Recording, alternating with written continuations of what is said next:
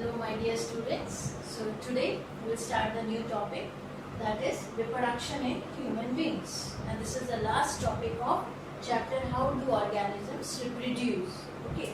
Now here there are the stages of the human development. Now, what are those? That is the childhood, adulthood and the old age. Okay. And there is one term, adolescence. Now what is this? This is the time between the childhood and the adulthood, that is called the adolescence. Okay. Now another one is the puberty. Now what is this? Adolescence. Now puberty. This is the period during the adolescence when the rate of general body growth will slow down and the reproductive tissue begins to mature, and that is called the puberty stage. That is during the adolescence one. Now during this stage, some changes occurs in the boys and girls. Now what are those? Pubertal changes in the case of boys. Now widening of the shoulders, deepening of voice, growth of armpit hairs, appearance of beard and moustache, oily skin leading to pimples. Now few pubertal changes in the girls also. That is widening of the pelvis and the hips, then high pitch of voice, growth of armpit hairs, initiation of the menstrual cycle, growth of mammary glands and oily skin leading to pimples. So these are the changes that occurs during the pubertal stage, that is, and that stage is between, that is during the adolescence. Okay. Now types of the sex organs in the human beings. Now there the type of sex organ, there are two types, primary and the accessory sex organs. Now here you can see in the case of the primary sex organ, that is of the male is the testis is the primary sex organ, and the accessory sex organs, that is epididymis, vas deferens, accessory glands, urethra and penis. Now in the case of female, the primary sex organ is the ovaries and accessory sex organs are the fallopian tubes, uterus and vagina. Now we will go in a detail about the male reproductive system.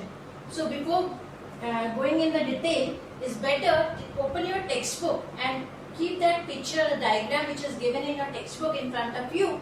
So when I will tell the parts of the system, then you can see where it is located. Okay. Now, first one is the primary sex organs that we already studied, that is the testis, pairs of testis.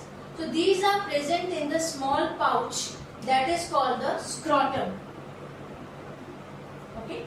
Now, where it locates? It outside the abdominal cavity, because sperm formation requires lower temperature than the normal body temperature. Right? Now, what is the function of this one, that is the primary sex organ? That it provides, function of the testis, it produces the sperm and the hormone. Which hormone? Testosterone. Now this hormone regulates the formation of the sperm and also bring pubertal changes in the boys. So all these pubertal changes just because of this hormone, that is the testosterone. Okay. Now come to this accessory sex organs. Here it is. Now the first one, as I said, epididymis. This is the where this organ where the sperms are matured and stored. So after the testis, the sperms come here and they stored and they matured in the epididymis. Next is the vas deferens. It is called the ejaculatory duct, which reaches the urethra. Okay. Now the accessory glands, which play very important role. Here the three glands are written here: seminal vesicle, Cowper's gland and the prostate gland. Okay. Now what is the seminal vesicle? The secretion of this gland provide nourishment and motility to the sperm. So this is the main function of the secretion of seminal vesicle, that is provide nourishment and motility. Now next is the Cowper's gland. The secretion of this gland act as a lubricant, and one more thing, it neutralizes the acidity in the urethra. Okay. Next is the prostate gland. The secretion of this gland keeps the sperm active and motile. Now these all about the accessory glands which are there in the male reproductive system. Now the next part is the urethra. It carries both sperm and urine, but only one at a time. So this is the function of this one. And penis, that is the last, this is the copulatory organ. So in this way we have studied about the male reproductive system. Here the important thing is this, usually for 1 or 2 marks they ask that what is the location of the testis and why? Means the testis is located in the small pouch called the scrotum, and that is outside the abdominal cavity. Why? Because sperm formation requires lower temperature than the normal body temperature. And which hormone is responsible for the pubertal changes in the boys? So the name of the hormone, that is the testosterone. So in this way, that is male reproductive system.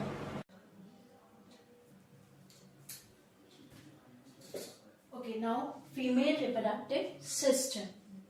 So again, you can go through that diagram which is given in the textbook. Keep it in front of you, that's much better. Okay, now in the case of female reproductive system, primary sex organ is the pair of ovaries, isn't it? Now the function, they produce egg and the hormone. Which hormone? Estrogen and progesterone. These two hormones are produced by the ovaries. Now one egg is formed or produced every month by one of the ovary. This is the function of the ovary. Now the accessory sex organs, the first one that will deal, that is a fallopian tube. Okay. Now these two fallopian tube, one on either side of the uterus. And what is the function? They carry egg from ovary to the uterus. And one very important function of the fallopian tube, and it is also called as oviduct, is fertilization occurs in the fallopian tube if sperm is present. So fertilization occurs in fallopian tube, and fallopian tube is also called as oviduct. Okay. Now the next part is the uterus. Uterus, that is the lower portion of the uterus is constricted, and that is called cervix. And here what happened? Fertilized ovum remains attached to the uterus wall, and here the development of the embryo takes place. That is a 9-month development. Okay, so that whole development of the fetus and that takes place in the uterus. So this is the function of uterus. Now vagina, that is a copulatory organ. Now there are few terms that is you should know. That is what is menstrual cycle, that is a ovarian cycle in the case of female only. Menarche is when menstrual cycle starts at the time of the puberty. And menopause, this is the menstrual cycle when permanently stops in the female. So these are the three terms, especially the menarche and menopause you should know. Menarche is the start of the menstrual cycle, and menopause is the when that cycle or where the menstruation stops. Okay, now fertilization. Here we have studied about the female reproductive system and the male reproductive system. Now how the fertilization takes place. Now when the sperm reaches the oviduct, oviduct is the fallopian tube, that is also called as, okay. Now where they may encounter the egg. So egg from the ovary and sperm that reaches there, and when if it reaches to the oviduct or the fallopian tube, there the fertilization takes place. Now the fertilized egg, now it is called as zygote. Fine. Now start dividing and form a embryo. Now after the fertilization, now this one is ready. Now embryo will start moving toward the uterus. Now when in the case of the uterus, there that will attach with the wall of the uterus, and then further growth will take place. Now before that, uterus prepare itself every month to receive and nurture the growing embryo. Here.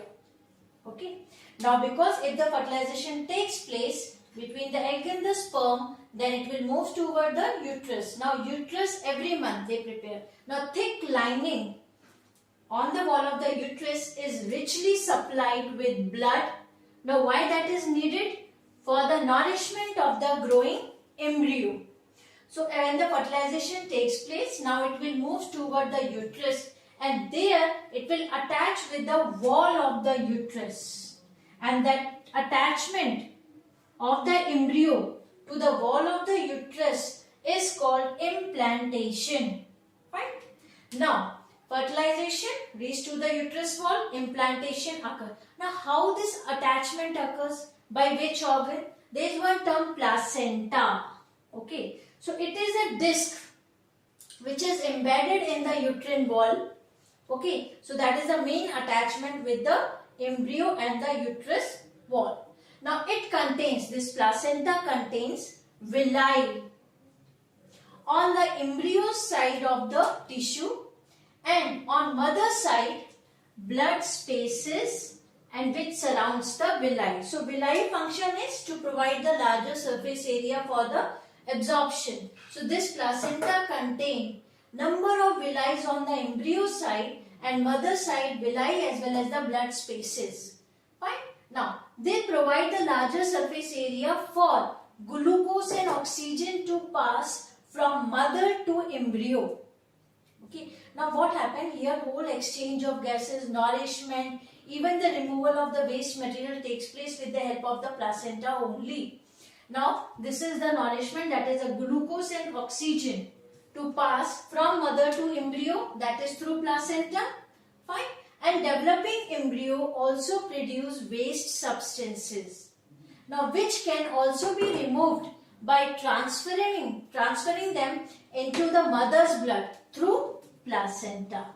So placenta here playing very important role, that give the nourishment and oxygen to the developing embryo. Even whatever the waste substance produced by the embryo, that is moving towards the mother's blood, and that is also through the placenta. So placenta is the disc which is embedded in the uterine wall. So attachment is done. Now here developing embryo getting the nourishment, and the full development takes place in the uterus. Okay, so this is the case when the fertilization takes place. Right? Fertilization takes place, that moves toward the uterus, developing embryo, that develop into the fetus. So in this way. But what happened when egg is not fertilized? Fine. Now, if egg is not fertilized, usually egg lives for 1 day. Okay. Now, as you know, uterus prepare itself every month to receive a fertilized egg. But if uterus will not receive the fertilized egg because fertilization not taking place here, so then what happened? The thick lining of the uterus is not needed by the body. Then that thick lining slowly will breaks and comes out through the vagina as a blood and mucus, and that is called menstruation. Okay. So this is the case if egg is not fertilized. But if egg is fertilized, then the development will take place like this. Implantation will occur, then transformation of the or exchange of the nourishment from the mother blood to the developing embryo, and waste material from embryo to mother's blood. So this is the case of the female reproductive system, and what happened when the fertilization occurs and what happens if the egg is not fertilized. Okay, so just have a look and please go through the diagram which is given in the textbook.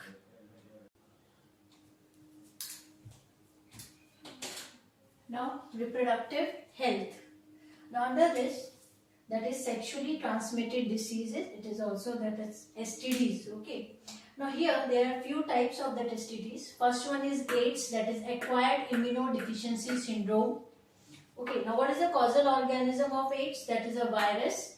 Name is this HIV, human immunodeficiency virus. Okay, so this is the causal organism of AIDS. Now next is the warts.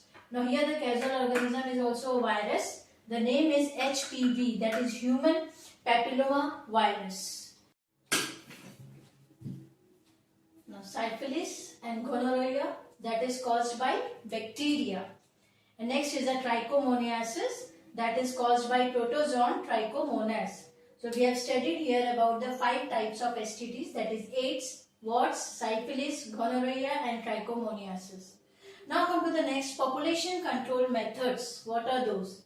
So here the first one is a preventive method. Under that, first one is a barrier method, that is the use of the condom and the diaphragm. And one more thing I want to tell you here, that all the STDs that can be prevented by using the barrier method only. Then IUCD, that is intrauterine contraceptive device, which includes copper T and the loops. Next one is a surgical method. Here the castration, that is the removal of the testes. Here ovarectomy, that is removal of ovaries. Then vasectomy, that is the small pieces of both vas deferens are cut, removed and then tied a knot. Then what happened? then what happens? The sperm will not come out from the testes. Now tubectomy, here the small pieces of both fallopian tubes are cut, removed and then tied a knot. So what happened here also, from the ovary the egg will not come out for the fertilization. So that is the tubectomy. These are the surgical methods. Next is a chemical method by using the oral pills. Okay, and next last one is abortion. That is only in the case of if the embryo development or the fetus is not growing properly, some abnormalities are there, at that time the abortion can be done. But the female feticide is totally banned. So this is all about the population control methods. Usually 1 or 2 marks question they have asked based on this, that if woman is using a copper T, will it help in protecting her from STDs, that is the sexually transmitted diseases? The answer will be no. Because for the STDs, that only the barrier method is useful. But this copper T, that is IUCD, that only prevents the fertilization of egg and sperm. So that will not protect her from the STDs. For STDs, only the barrier method is the only step to prevent sexually transmitted diseases. Okay. Now after that, what is the reason why we have to control the population?